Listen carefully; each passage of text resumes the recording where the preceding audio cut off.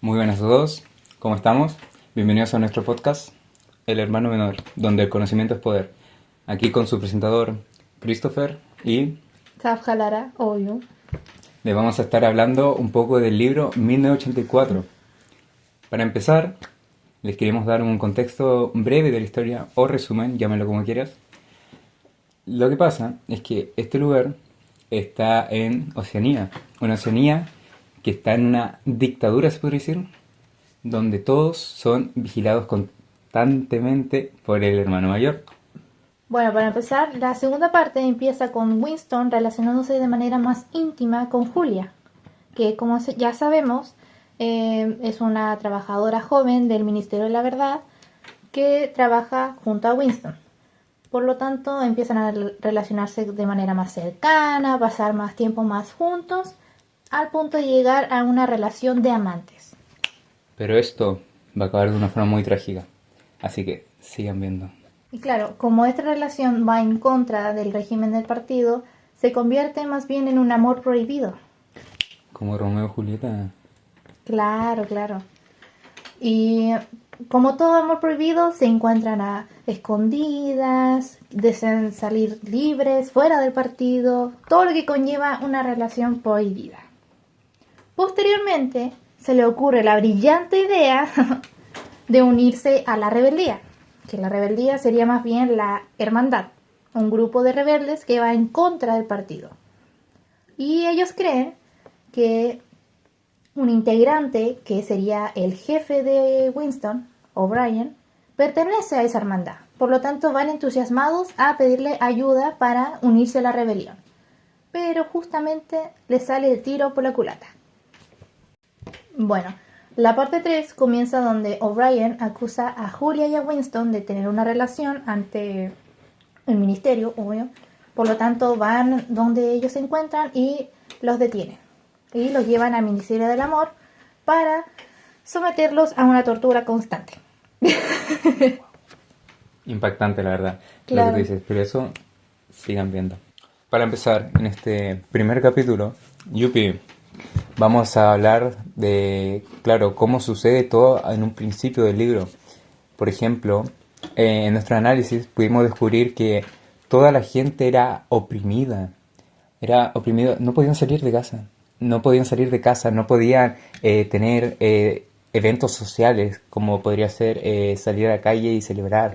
Estaban constantemente vigilados. ¿Por quién? Claro, porque el partido se dedicaba a eso, buscaba suprimir lo más que pueda a una persona, sus sentimientos, su expresión, su opinión, todo.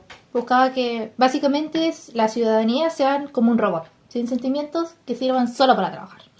Claro, y todo eso era por el hermano mayor, que siempre decía, te estoy vigilando. Lo que pasa es que él tenía una frase que era, la guerra es la paz y la ignorancia es la fuerza.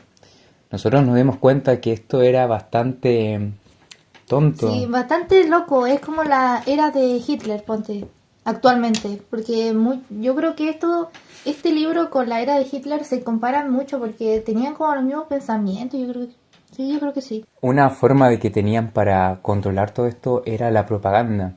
No había póster que no fuera del hermano mayor te está vigilando. No había vigilancia que no se diera.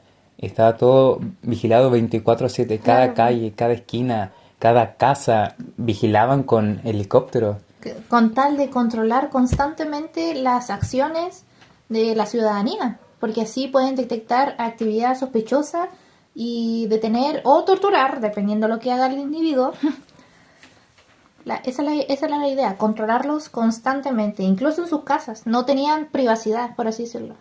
Y claro, por ejemplo, nuestro protagonista, él tenía una pequeña parte en su casa, en su misma casa, tenía una esquinita muy chiquitita donde no tenía vigilancia, porque claro, toda su casa tenía cámaras, su tele era una cámara en verdad, donde lo vigilaban, lo ponían a hacer ejercicio a cierta hora, era muy riguroso. Sí, incluso me recuerdo que él decía que era como humillante. Claro, imagínate, el hermano mayor te está vigilando mientras tienes que hacer todas tus cosas, la verdad, Qué cero incómodo. privacidad. Claro, porque así previene de que hagas algo sospechoso.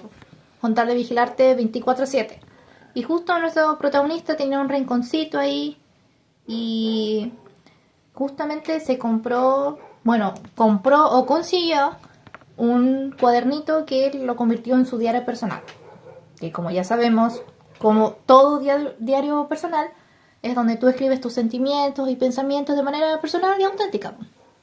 Claro, y también, por ejemplo, él se ponía a escribir lo que hacía para intentar no olvidar.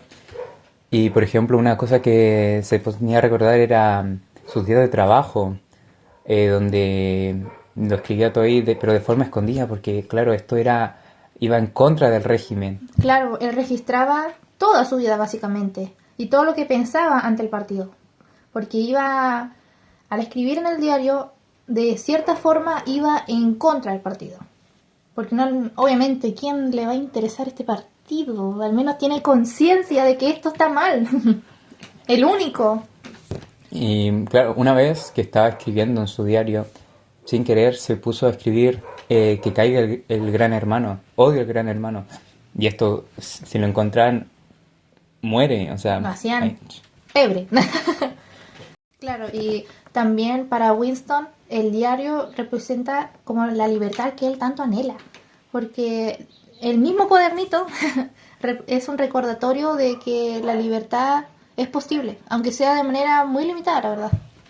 y claro, también hay otro ejemplo de que cuando él está escribiendo un día cualquiera, de repente alguien toca su puerta. Él va a ver y se da cuenta que su vecina, una mujer mayor, se les dice compatriotas porque están claramente obligados. Y esta va a su casa porque la vecina se le rompió una cañería, parece. Sí, esta era la primera que diré. Y claro, él la arregla, la ayuda, todo bien, perfecto. Con un poco de miedo porque pensaba que lo habían descubierto, pero ahí es donde pasa algo bastante interesante, la verdad. Lo que pasa es que sus hijos pequeños de la compatriota eran dos niños jugando a ser parte del régimen, se podría decir. Se creían alguien poderoso como el gran hermano. Creían, bueno, son niños igual, no tienen conciencia de lo que dicen, pero igual que tengan ese ejemplo del gran hermano, de que tienen el poder absoluto y pueden hacer lo que quieran con cualquier persona, es como... se ve muy mal para ser tan chiquitos. Onda, se nota que están siendo tan manipulados por las propagandas, las noticias, por el gran hermano. Lo cual a su edad deberían ser unos niños felices, viendo cosas de niños, no cosas de grandes. Jugando a no disparar, la verdad es que era un Claro. hecho bastante trágico. Y es como impactante más bien, porque que un niño actúe así no es normal. Bueno, o al menos en la vida real no es normal que un niño actúe así de manera tan violenta o con ganas de ser un ser poderoso, entre comillas, que puede gobernar y hacer lo que quiera. No debería ser así. Pero bueno, en esta historia lastimosamente son muy influenciados los niños. Y ahora pasando a otro tema, cuando él estaba escribiendo se acordaba de todo su trabajo. Y ahí es donde conoce a sus compañeros, nos dan una pequeña contexto de sus compañeros. Sí, pero sus colegas más bien no es como que sea tan cercano para ser amigos, así como amigos, partners, no.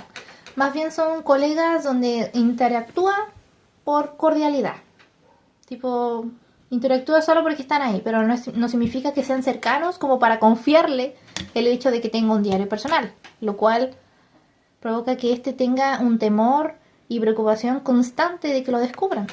Claro, en su trabajo o sea, trabajaban y no hablaban, ni siquiera hablaban.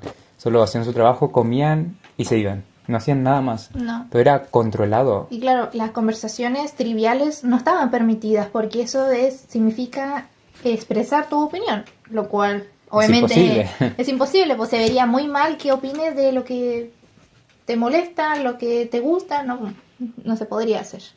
No, pero en este caso, nuestro protagonista nos dice que hay dos personajes importantes. Que serían... Julia y O'Brien. Wow. Y bueno, Julia, como dije antes, es una trabajadora joven del Ministerio de la Verdad, que por lo tanto es una colega de Winston. Y por otro lado tenemos a O'Brien, que es su jefe, básicamente. Y Winston cree no es cierto, o bueno, él cree, de que pertenece a el grupo de rebeldía. Y ese grupo de la rebeldía, como dije antes, se llama la Hermandad, que va en contra del partido. Pero actúa tantito sospechoso, pero no está confirmado realmente que pertenece o no. Pero él tiene la esperanza de que sí lo es. Bien, nos habla de un caso bastante impresionante, extraño, que se denomina el minuto de odio. Cada vez que estaban trabajando, tenían, como su nombre lo dice, un minuto de odio. ¿En qué consistía esto?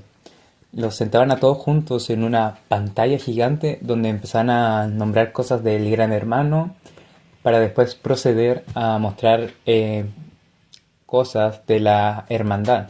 Que esto puede ser verdad o puede ser mentira. Lo pueden ocupar como forma de controlarlos.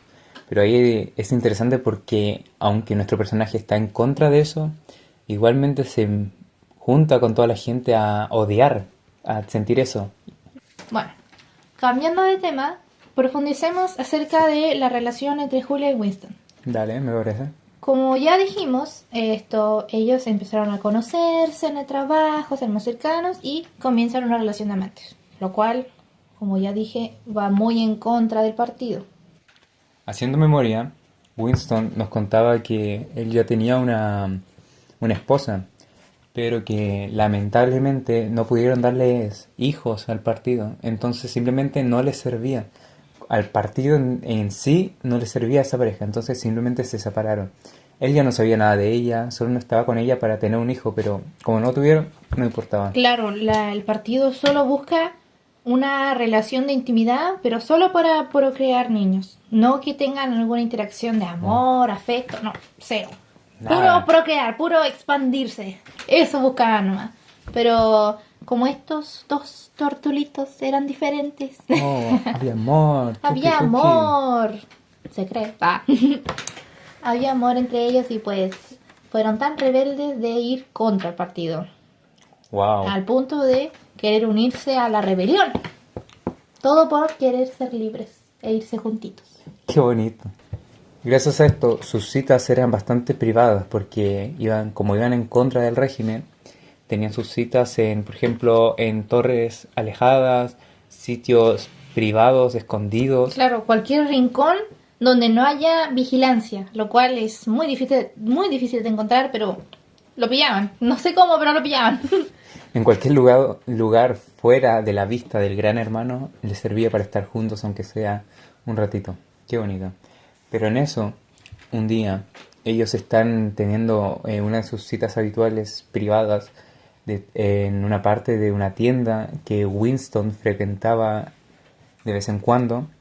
Ahí ellos están tranquilos, relajados, acostados, juntos simplemente hablando.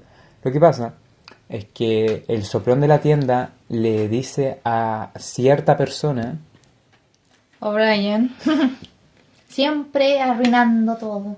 Bueno, básicamente el caballero de la tienda le avisa a O'Brien de que están haciendo algo prohibido, están expresando sus emociones y comiéndose. Y bueno, ahí O'Brien lleva a sus hombres y los detiene, llevándolos al Ministerio del Amor, sometidos a una tortura muy dolorosa, con tal de separar ese amor, separar ese amor, claro, y sus pensamientos. reeducarlos, por así decirlo, onda, volviéndolos a ser como robots, como antes. Ahora, ¿qué es lo que pasa cuando estos son capturados y llevados al Ministerio del Amor en contra de su voluntad? Estos no son solamente castigados de manera física, sino que también de manera mental, psicológica. Lo que hacen es lavarles el cerebro y, como decía, era transformarlos en robots. Claro, convencerlos de que lo que están haciendo está mal. No deberían pensar... Más allá de lo que el régimen les dicta, de lo que les dicta Exacto. el hermano mayor. Como que volverlos a la normalidad, por así decirlo. Reeducarlos, como dice O'Brien. Y ahí se nos revela de que O'Brien no tiene nada que ver con la hermandad, sino que es un fiel seguidor del partido. Traidor, así son. Malísimo. Entonces ahí queda la escoba. Totalmente. porque ahí literalmente a los dos los privan de la poca libertad que tenían en afuera, después de trabajar, después de ir a su casa. No, eso, listo, fueron. No, los torturaban a punto de ya, Ya no había nada, nada. no quedaba nada. Ahora hablaremos sobre el cambio psicológico que sufre Julia y Winston ante la opresión. Bueno, más bien, Winston, ante la rebeldía, pensaba de manera más individual, más intelectual, de manera más ideológica. Buscaba más bien como ser libre de manera caótica. Por otro lado tenemos a Julia, que ella igual quería la libertad, buscaba rebeldía, pero de una manera más instintiva, más cautelosa. Buscaba ser libre, pero no llamando tanta la atención como Winston. Buscaba ser libre de una manera más escondida, más piola, más calladita. Y eso cambia totalmente, todos esos pensamientos que ellos dos tenían cambian totalmente tras la tortura que sufren al ser descubiertos. Ante esta situación podemos conocer la perspectiva que tiene Winston, nuestro pobre Winston. Este es torturado a más no poder de manera tanto física como psicológica. Este no es solo una tortura de ser malo, los quieren literalmente convertir en robots. Por ejemplo, en una tortura, el científico le mostraba cuántos dedos tenía y él le decía que él tenía 5 dedos. Pero si, en este caso, Winston decía que tenía 4, que son los verdaderos, lo dañaban con electricidad. Esto es bastante cruel, la verdad. Buscaban cambiar su opinión de lo que él veía. Buscaban decir, no, tú tienes que decir tal cosa, no tienes que decir por qué se ve tal así. Algo súper Controlar raro. la perspectiva. Claro, onda, cambiar totalmente lo que él ve, básicamente. Si ve tal cosa, tiene que decir, no, es esto, así. Manipularlo totalmente, hacerle un lavado de cerebro, pero increíble. Lo peor es que lo logran. O sea, Además de que le dicen que Julia lo traicionó en el primer momento. Lo traicionó así. ¿Te lo puedes imaginar? claro, o sea, me imagino que ya, ponte la tortura, no sé, electrocutándola o algo así, y ya dijo, me rindo, ya, lo traiciono. Me imagino que debió ser así, porque si lo traicionó de primeras porque no aguantó. Aunque claro, con esto podemos pensar que es o una estrategia para que él se rinda o puede ser que sea verdad. No podemos saberlo, pero tenemos estas dos teorías. Además que un día, mientras este estaba encarcelado después de ser torturado, ver su cuerpo decrépito, se sana, despierta y aún sigue pensando en Julia. Ahí es donde lo llevan a la habitación 101, donde en esa habitación tienen que pelear con su mayor miedo. Por ejemplo, en esta habitación a Winston lo pusieron con que unas ratas le comieran la cara. Ahí es donde por fin Winston cede y muere. Ahí queda hecho pebre. Ahí es donde se le resetea todo el cerebro. Todos esos pensamientos de libertad, de rebeldía, no. Se le fueron al adiós. Todo por la gran manipulación de la tortura. Lo torturaron tanto que ya dijo, ya me rindo, no voy a pensar así porque no quiero sufrir más. Por lo tanto, le hizo un reseteo en el cerebro. A ambos más bien, a Julia y a Winston. Logrando así, dejando su amor de lado y siendo la persona que el régimen quiere. Un robot, básicamente. Y claro, aquí es donde vamos un poco más adelante en el tiempo, donde Winston está tranquilo, ya no está encarcelado, siendo torturado, está como siempre, como pasar sus días con anterioridad. Él está solo porque la gente no se quiere acercar a él, porque saben que él fue atrapado, encarcelado por toda su rebeldía. Y cuando de repente se cruza con Julia, con ella ya no hay nada, no sienten nada el uno por el otro. No, claramente ahí, debido a la tortura, como que pensó más en estar bien que luchar por su amor. Onda, hizo ya, la voy a olvidar porque ya no aguanto más de sufrimiento de la tortura y borró todo sentimiento, todo lo humano, todo lo humano que sintió por Julia y ahora son dos desconocidos sin ninguna interacción. Ahí es donde finalmente Winston caminando en un lugar estrecho, un pasillo estrecho, mejor dicho, es acorralado por un agente de la hermandad del Gran Hermano y es finalmente disparado atrás en la nuca, donde va a terminar muriendo. Y Pero aquí es donde entra la cosa. Él, en vez de estar triste, enojado contra el Gran Hermano, él dice que él está feliz por amar al Gran Hermano, pertenecer a él. o sea, lo lavaron tanto el cerebro al punto de que ya no se ama ni a sí mismo. Piensa que su propósito en la vida es servirle al Gran Hermano. Murió de la manera más... bueno, no de la manera más trágica, sino como la manera más inesperada. Su último pensamiento en vida fue eso. Es como que ya significa que la tortura lo dejaron hecho pebre, la verdad. Gracias a esto podemos no simplemente pensarlo como una muerte física, sino también como una muerte psicológica. Como decía, ya no pensar nada más que el Gran Hermano. ¿Quién va a No, pensar no eso? tenía sentimientos, ni un pensamiento, nada. Solo el Gran Hermano. Literalmente, después de la tortura, fue un robot. Cero sentimientos, cero interacción, nada. Solo un robot. Para finalizar, queríamos darles una pequeña importancia de este libro para la sociedad moderna. Gracias a esto podemos entender un poco cómo funcionaría una dictadura. Claro, esto se complementa, como dijimos antes, con la era de Hitler. Esto se compara mucho debido a que al totalitarismo, básicamente. La opresión, la manipulación, el control.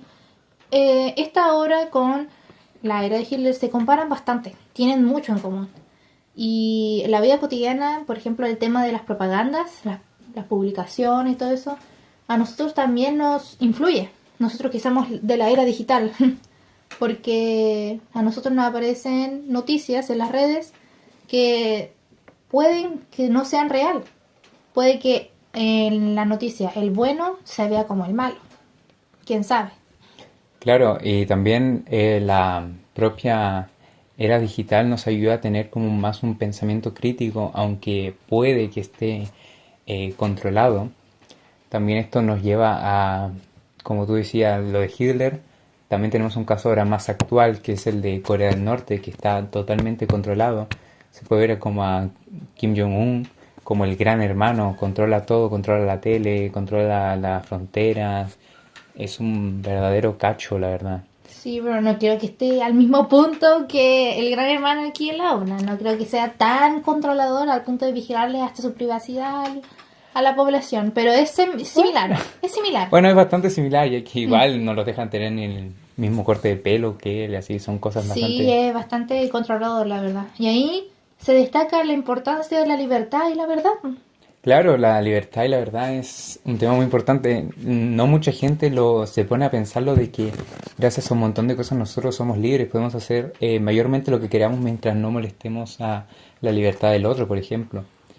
Claro, mucho se nota bastante actualmente, porque anteriormente, no sé, por ejemplo, ahora que está en tendencia el tema esto de la comunidad LGTB, anteriormente como en la era, bueno, no más bien, era la generación de nuestros padres se vería muy mal, porque es como la libertad de expresión básicamente, y actualmente es como bastante diferente, es como todo lo contrario a la obra, la actualidad, y es como impactante. Y claro, la libertad de expresión es bastante importante, es como quitarle, es un derecho humano que tenemos, y quitarlo sería bastante cruel, sería, ya no lo Nos dejaríamos hace vivir. humanos, básicamente. Nos hace humanos, exacto. Nos podemos equivocar, podemos opinar lo que queramos, pero Mientras no obviamente, molestemos a alguien más, está bien, claro, está bien. que hablen lo que quieran. Así que yo creo que esta obra es bastante importante, nos hace pensar, bueno, no hacen pensar, nos hacen reflexionar acerca de la libertad, la opresión, la manipulación que puede tener un gobierno o una sociedad democrática, lo cual donde nosotros como ciudadanos tenemos que tener la posibilidad de opinar sin ser juzgados, sin ningún control. Tenemos que tener libertad de opinión. Así que muchas gracias por ver nuestro podcast, escucharnos, conocernos y por acompañarnos en nuestro análisis de la obra. Así que sigan viendo hasta un nuevo capítulo de este maravilloso y hermoso podcast. Claro, nos salió muy bueno. Nos vemos. Adiós.